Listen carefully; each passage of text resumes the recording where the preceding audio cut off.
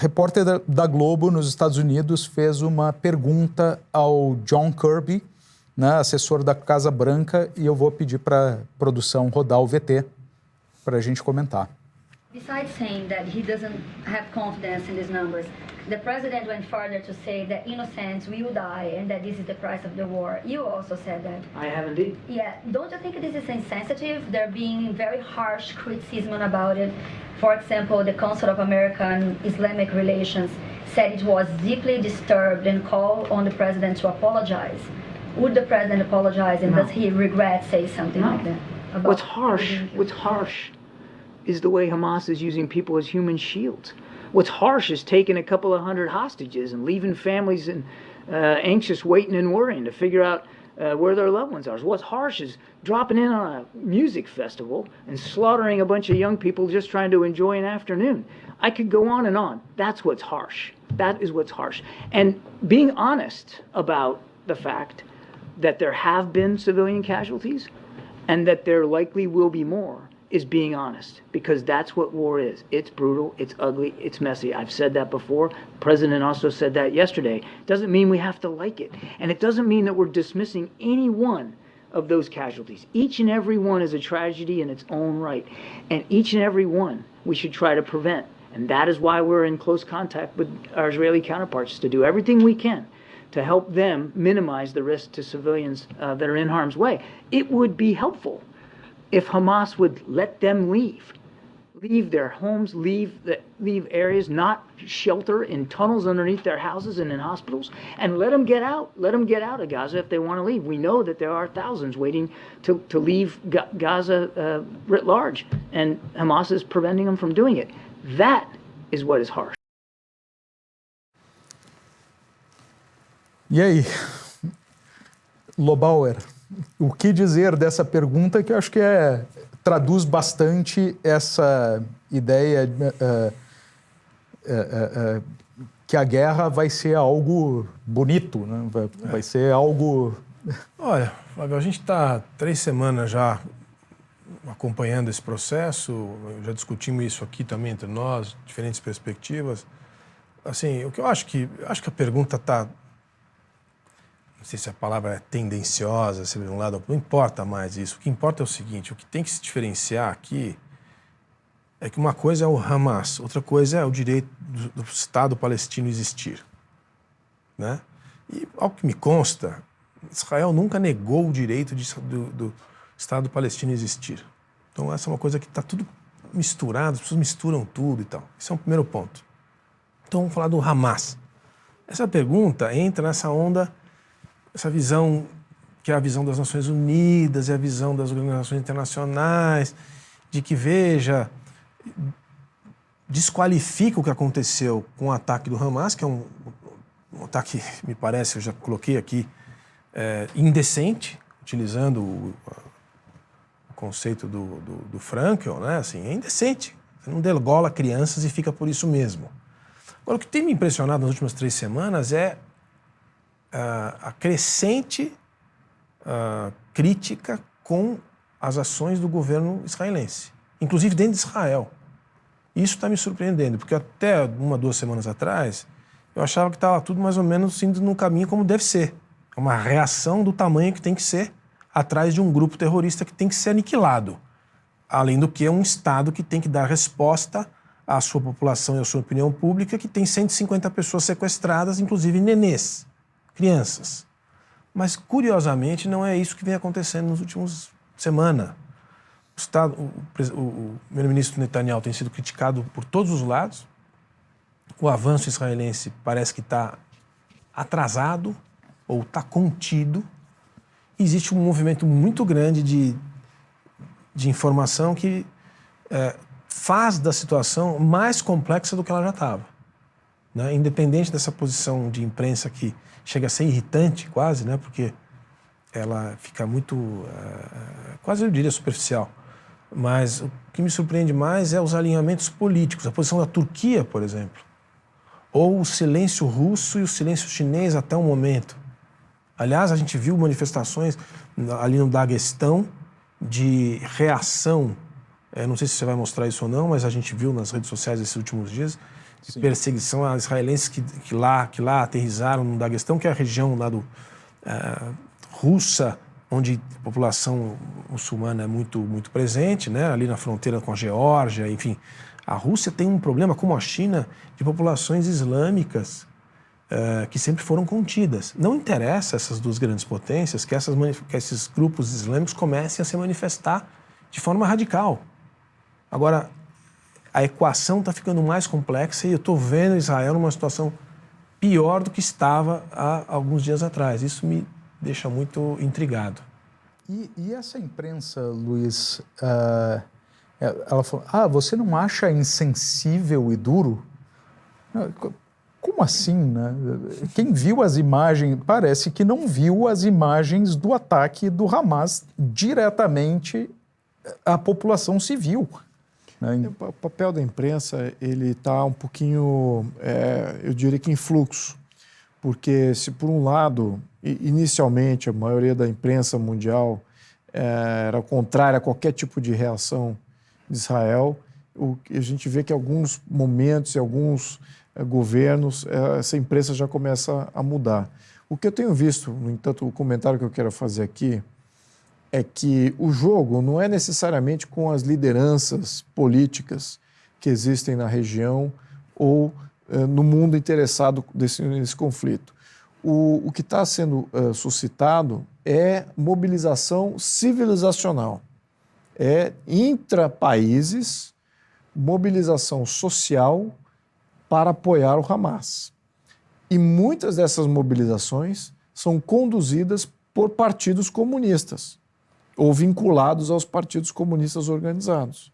Então, se tirar os partidos comunistas da organização dessas mobilizações, de fato, quanto haveria de mobilização social em prol do Hamas e em prol ali de tentar defender um grupo terrorista? Na minha opinião, muito menos do que está tendo agora.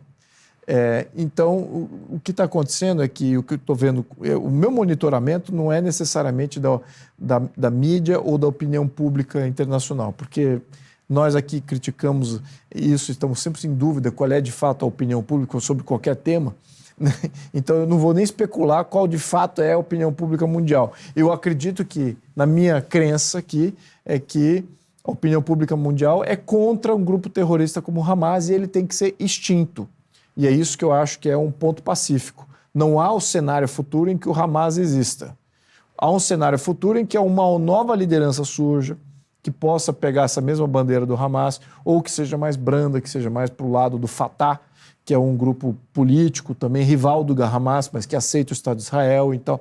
Enfim, ou que existe alguma organização da Palestina, algum outro governo que é amigo da Palestina, que possa vir servir de interlocutor para falar com Israel. Agora, que o Hamas vai existir como um grupo político, na minha projeção, eu acho que isso é factível. Vai resolver o problema? Não vai resolver o problema.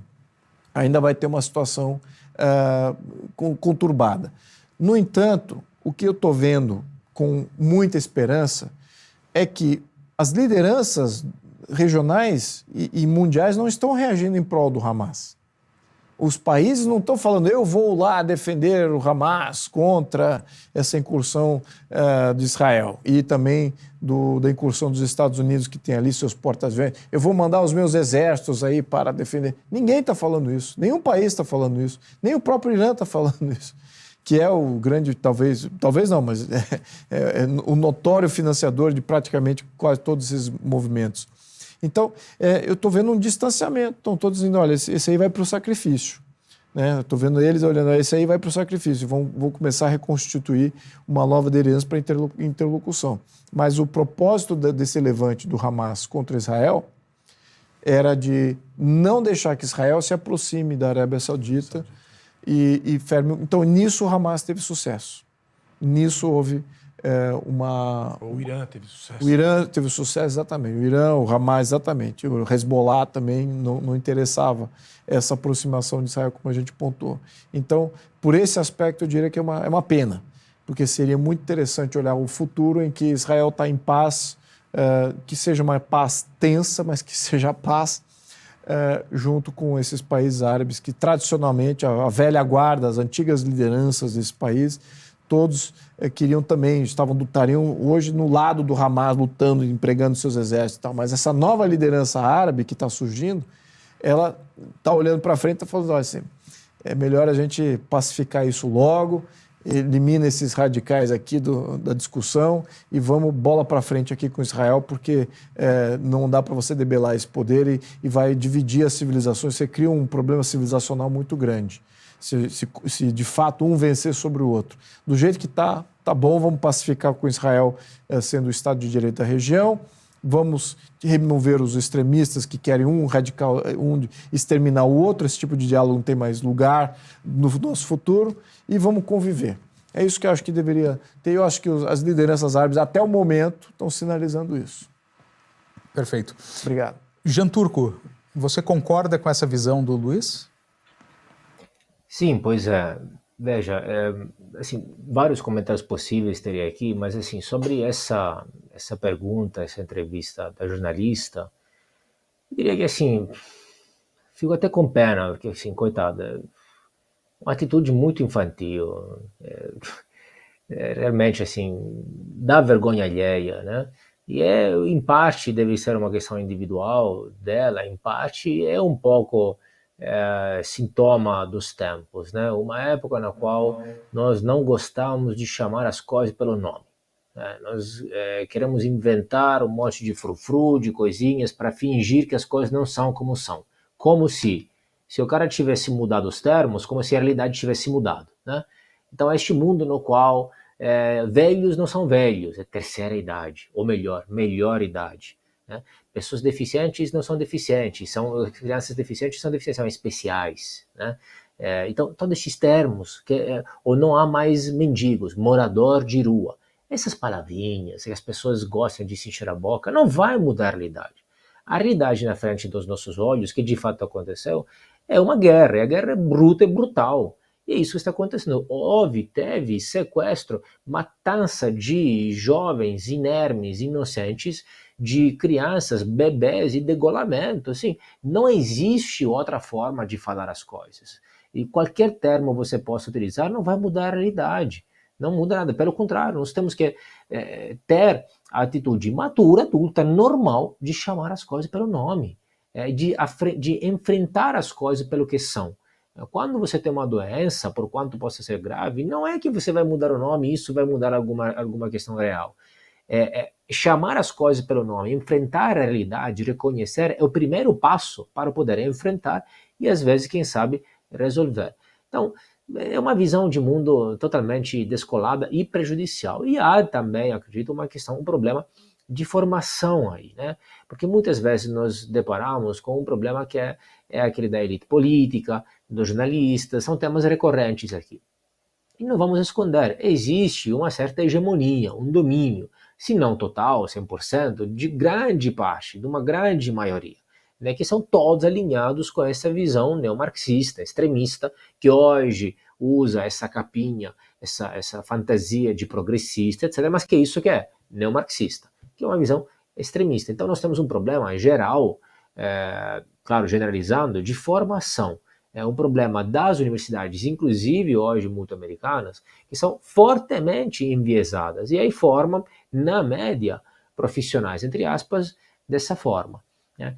Sobre o conflito de forma geral, sobre Israel e Hamas, etc., este conflito agora recente dessas últimas 3 semanas. Ao contrário dessa visão, eu quero acreditar que ainda seja essa frase da jornalista um resquício de uma moda do mundo atual, mas que acredito que esteja mudando. Na verdade, se tiver algo positivo nessa guerra, nas guerras recentes que estão acontecendo, que óbvio que não tem, mas uma das consequências é que, em parte, o mundo e o Ocidente está acordando, finalmente. Está acordando para uma realidade que nem sempre é tão positiva. Então, teve vários movimentos que me mostram isso, né? Por exemplo, recentemente, o mesmo Olaf Scholz, chanceler primeiro-ministro da Alemanha, social-democrata de esquerda, declarou explicitamente: temos que deportar mais, temos que deportar quem está aqui ilegalmente, quem apoia Hamas e grupos terroristas, que é o mínimo. Né? Se você não quer viver em uma sociedade livre, segundo princípios de liberdade, por que estar ali então? né? Não é aceitável isso. É um jogo que você perde já de cara, né? É o paradoxo da tolerância. Jogar o paradoxo da tolerância com alguém que é inerentemente intolerante, que defende o terrorismo, não vale a pena nem de ser jogado. E chama atenção para o mesmo Macron, que chamou recentemente para organizar uma coalizão internacional ocidental contra Hamas, assim como foi feito com Daesh, com ISIS, com Al-Qaeda, etc. Ou seja, vejam, não sei nem se vai ser efetivo, porque acredito, gostaria também de ver um mundo, me junto aqui, obviamente, com o Luiz, um mundo sem Hamas amanhã, mas não sei nem se vai acontecer de fato, porque Hamas, diferentemente destes outros grupos, Al-Qaeda, ISIS, etc., tem uma certa penetração territorial, um certo apoio popular, que é difícil de estabelecer exatamente quanto, porque a opinião pública nesses países não é particularmente livre, obviamente, mas algum apoio tem. É mais enraizado, é um grupo mais antigo, então é muito difícil de tirar mesmo da face da terra. Tá? Mas, o segundo ponto é, vejam, nós estamos na mão de Macron, ou seja, o líder internacional que hoje quer mostrar os dentes e fazer forte, etc., é Macron. Né? Não temos alternativas. Mesmo os Estados Unidos, com Biden, que apoiou inexoravelmente Israel, já está dando sinais de recuar. Por quê? Porque se por um lado apoia Israel e não quer ver Hamas avançar, etc., também não quer uma escalada, não quer o envolvimento, por exemplo, do Irã. Então estamos acuados numa situação na qual, realmente, concordo com o Lobauer, algo que antes teria sido mais normal, ou seja, a legítima apoio, a justificativa, a legítima defesa de Israel depois de um ataque terrorista deste tipo, dessa magnitude, hoje tem grande parte da opinião pública, não sei quantificar quanto, que está criticando, está começando a deslegitimar uma resposta de Israel. E, por outro lado, alguns que começam a se acordar, a aumentar o gasto militar, a tentar criar uma organização, uma coalizão de exércitos ocidentais contra isso, porque não é um problema limitado àquela região, a Israel, como vimos nos últimos dias, nas últimas semanas. Este é só o começo. Estão também em vários países ocidentais, estão como imigrantes nestes países, e as consequências serão, primeiro, contra os judeus nestes países, na França, na Inglaterra, na Rússia, na Alemanha, etc., e depois para quem não é judeu, para quem é cristão, e etc. E tal. Então, precisa o entendimento dessa situação para tentar fazer frente a isso de forma dura, inexorável. Não há como medir as palavras e resolver essa coisa de boa, com as palavrinhas, etc.